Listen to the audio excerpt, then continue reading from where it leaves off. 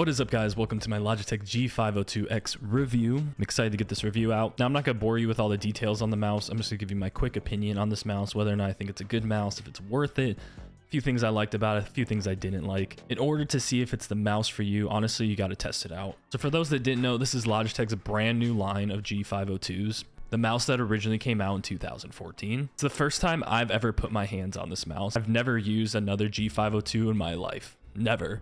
I started out with a Corsair wired mouse when I first got into PC gaming, and then I upgraded to a wireless Logitech mouse. I've been using Logitech ever since. All right, but let's get into what I liked about the mouse. I like the quality. This is a great quality mouse. It's very well designed. It feels sturdy. It feels rich. It doesn't feel cheap. It doesn't feel plasticky. The mouse clicks are nice. There's a ton of buttons on this. It has customizable RGB. It has Logitech's Hero wireless sensor. And in my opinion, there's really no reason to use a wired mouse in 2022. The grips on the side of the mouse are excellent, and it's just absolutely beautiful, high quality, and very well made. Now, some things I didn't like about this mouse. The one thing I couldn't shake from it is just how heavy it is. So I have the Plus model, and that's the heaviest model of the three, which comes in at 106 grams. That is just way too heavy for a mouse, in my opinion, when you have all these other light mice out there. Once you use a light mouse that's like 65 grams or less, it's literally, in my opinion, very, very tough to go to a mouse that's heavier than that. So that was the biggest issue I had, was just the weight is just too much for somebody like me who's used a super light. Another thing I didn't like was on the side of the mouse, the side buttons. It just felt very weird to use those. I don't know if it's the position of the mouse, if it's my hands. It just felt really like unnatural to press those two side click buttons.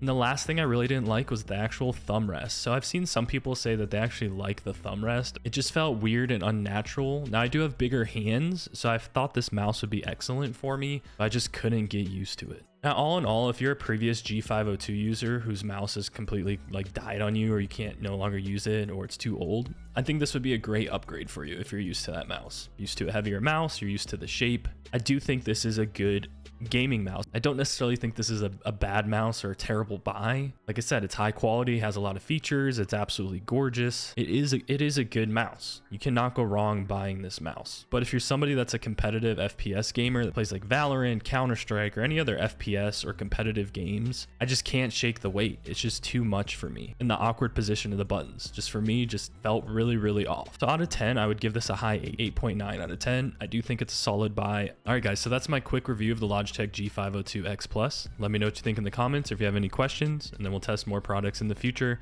Make sure you follow, make sure you like this video. I appreciate it a lot.